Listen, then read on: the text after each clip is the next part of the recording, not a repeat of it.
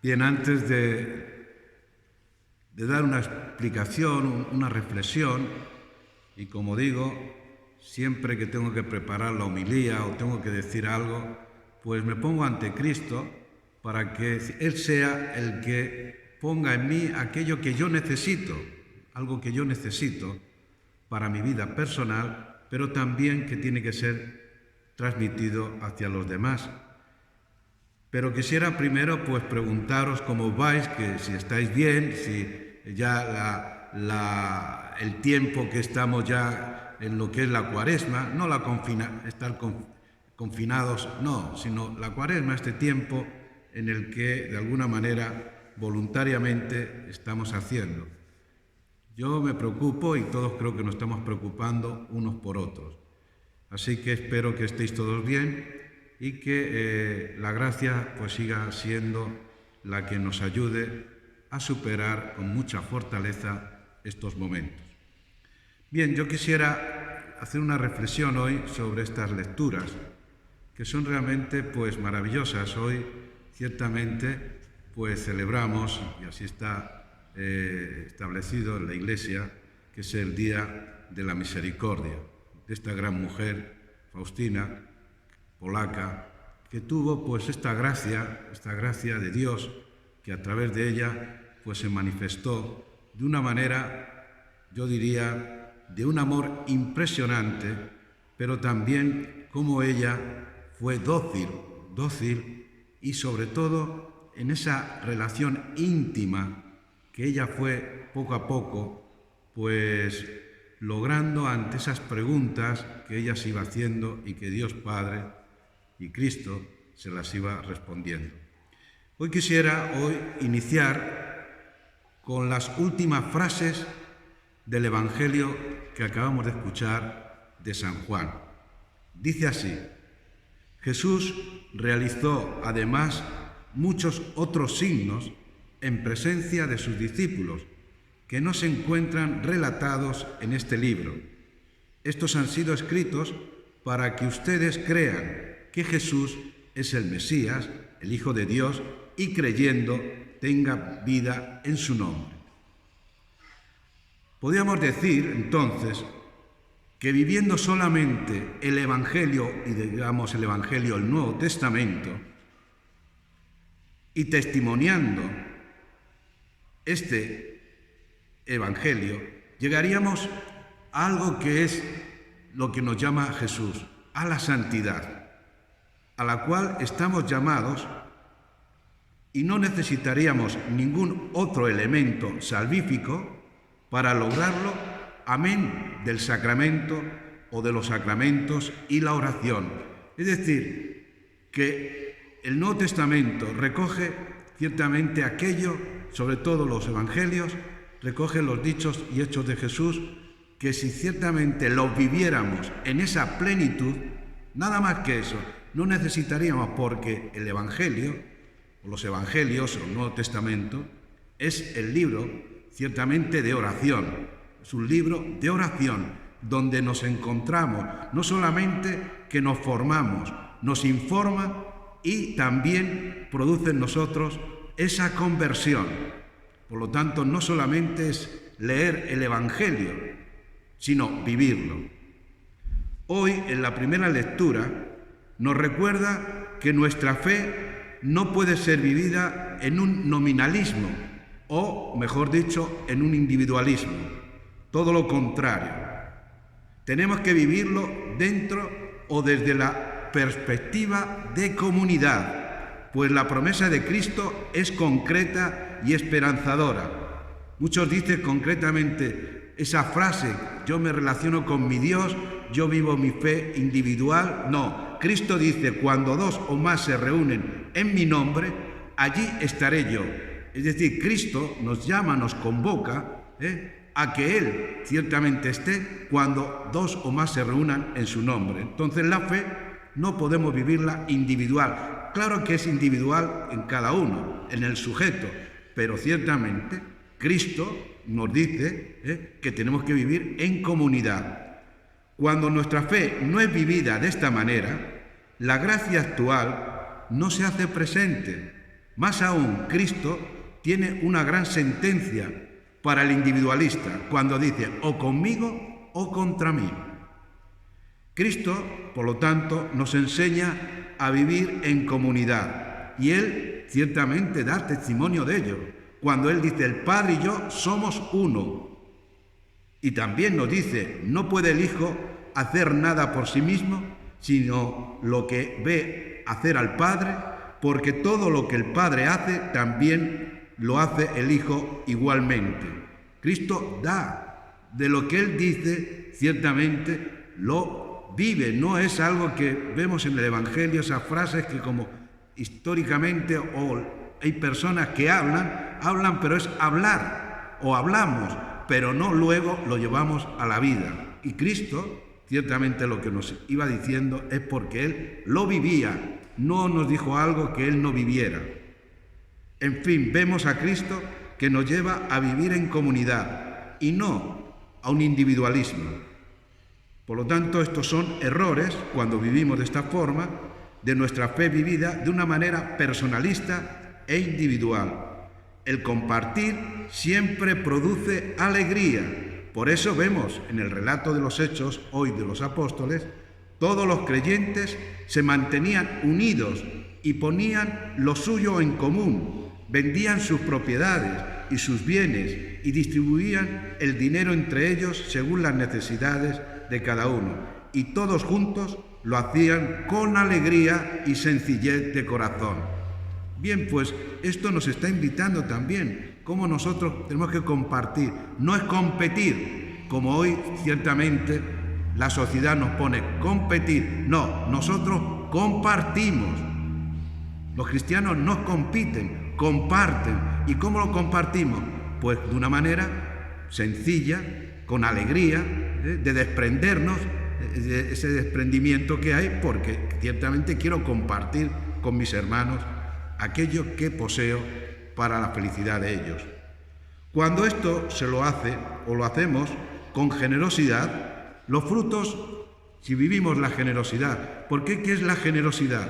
La generosidad elevada al grado, pues, eclesiológico, ciertamente es la caridad, o elevada a lo que es cristológico, es la caridad. La caridad entonces nos lleva a vivir esta generosidad.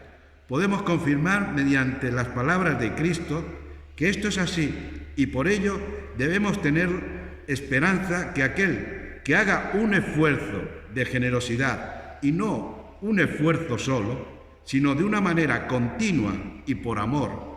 La promesa de Cristo es una promesa que se hace, o mejor dicho, no se hace esperar. Recibirá el 100 por 1, como nos dice Cristo, más la vida eterna.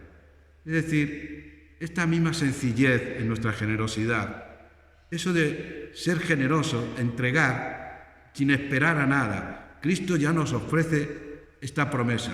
Quien me dé 1 por mí, yo le voy a dar 100. Por lo tanto, ciertamente la promesa de Cristo, cuando vivimos de esta manera, y todos tenéis la experiencia, cuando habéis hecho un acto generoso por amor, no para, de alguna manera, como se dice vulgarmente, para la fotografía, sino por amor a mi prójimo, por amor a Dios, Él siempre, siempre está y nos va a dar ese 100 por 1 más la vida eterna. De esta manera, viviendo nuestra fe y nuestro compromiso como hijos de Dios por gracia y por nuestro bautismo, nos lleva a ayudar a los más necesitados. Y hoy no es difícil ver las necesidades de nuestro prójimo que tenemos a nuestro alrededor.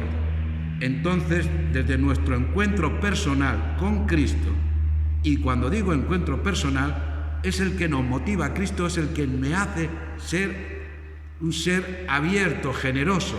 No es en el campo de la razón, no es la cultura, eso lo puedo hacer en un día o dos, pero la generosidad va más profunda y esta generosidad la llevamos desde Cristo, que es el que nos va pues haciendo posible que no nos estemos mirando tanto a nosotros o de alguna manera viviendo este egoísmo que a veces se nos presenta. Por lo tanto, seguramente no pasaremos delante de nuestro prójimo sin darnos cuenta de aquel que me necesita, ya sea una sonrisa o de un pedazo de un alimento, y no como hizo aquel sacerdote o levita del Evangelio, que vio a su prójimo tendido en el suelo y pasó de largo. Cristo se presenta hoy dando la paz a sus discípulos, y no una vez, sino 3 veces en todo el relato de este Evangelio proclamado hoy. Cristo quiere hacer notar a sus discípulos que al estar encerrados, llenos de miedo, no iban a conseguir la paz que habían perdido por su conducta al abandonar al Maestro. Cristo viene a ellos con una actitud de misericordia para traerlos la paz que habían perdido. Ahora, esa paz, ¿cómo se logra? Porque una cosa es, hermanos, la tranquilidad. Esa es la que nos da el mundo, la que vivimos normalmente, ahora que estamos celebrando la Eucaristía. Si alguien entra ahí donde están ustedes o viene aquí donde yo estoy, seguro que esa tranquilidad la pierdo. Pero la paz no la podemos perder. No la podemos perder. La paz es otra cosa y solamente la da Dios. ¿Y cómo la da Dios? Pues de una manera ciertamente concreta. Reconocer nuestras debilidades con verdadera humildad. Y Él nos lo va a decir concretamente. ¿Cómo se logra? Reconociendo nuestras faltas de caridad, de egoísmo, de envidia, de imposición de autoridad o de infidelidad, por enumerar algunas de ellas. Con una actitud lo podemos lograr, esa paz con una actitud de humildad, como les ocurrió a los apóstoles. Pero Cristo, en este Evangelio, vemos que les trae la paz de una manera concreta, perdonando sus pecados, sus errores y sus infidelidades como cometieron. Los pecados, les dice, serán perdonados a los que ustedes se los perdonen y serán retenidos a los que ustedes se los retengan. Por lo tanto, Cristo instituye en este momento el sacramento, decimos de la reconciliación, el sacramento de la misericordia. Es por eso que a veces, y yo diría cuántos, ciertamente nosotros, o en la historia de cada uno, vemos cuántas veces nos falta este sentimiento interior de ir a la reconciliación cuando me veo esa necesidad. Hoy entonces el sacramento de la reconciliación o de la misericordia no es algo que viva con frecuencia los cristianos, los católicos. Todo lo contrario. La Iglesia propone, por lo menos una vez, confesarnos por Pascua Florida. Y eso ciertamente, pues, no lo cumplimos. Y es un gesto mínimo al año. ¿Y cuántos realmente, pues, ni se acercan a este sacramento para recibir esa paz interior que la da solamente Cristo, esa paz interior? Pues ni ese mínimo esfuerzo en muchos se realiza. La consecuencia de ello tiene grandes problemas, podríamos decir, grandes problemas. Aquellos simplemente yo no voy a ir a confesarme, pues esto porque es un hombre como yo, él ciertamente, esta persona habrá cometido, claro que ha cometido el sacerdote pecados, porque todos somos pecadores. Pero ¿cuáles son los problemas si no frecuentamos ciertamente el sacramento? Pues problemas psicológicos y conductas erróneas que se dan en nuestras relaciones, motivada en muchos casos por esta falta de paz interior que nos falta. Estamos ansiosos, inquietos, nerviosos y con una gran angustia, fruto del desorden que se vive interiormente, a pesar de poner actitud o actitudes externas como si no nos pasara nada. Es decir, a mí no me pasa nada, pero en la relación ya vemos que no es así, algo está ocurriendo. Nuestro Padre Fundador dice, y nos dice a los religiosos, cuando una comunidad, y lo digo también para la vida común, vuestra como matrimonios, ciertamente, cuando hay un problema, cuando en la vida común, que es el matrimonio o la vida religiosa, hay problemas en las relaciones, la causa es que nos falta oración. Nos falta oración. Y por eso dice Cristo, ¿no? Orad y velad continuamente para no caer en la tentación. ¿Y qué tengo que estar velando continuamente? Mi carácter, mi manera de ser, mi manera que quiere que las cosas se hagan como a mí me gusta. Y no estoy pensando en el otro. Sí, yo creo en Cristo, pero eso es en el campo de la razón. No es esa persuasión interior que decíamos el otro día, de que Él está en mí y me está diciendo, yo soy tu Dios. Y esa es la fe. Ese soy yo, tu Dios. Si yo ya no, realmente, no te basto a ti mismo, ¿quién más te va a bastar?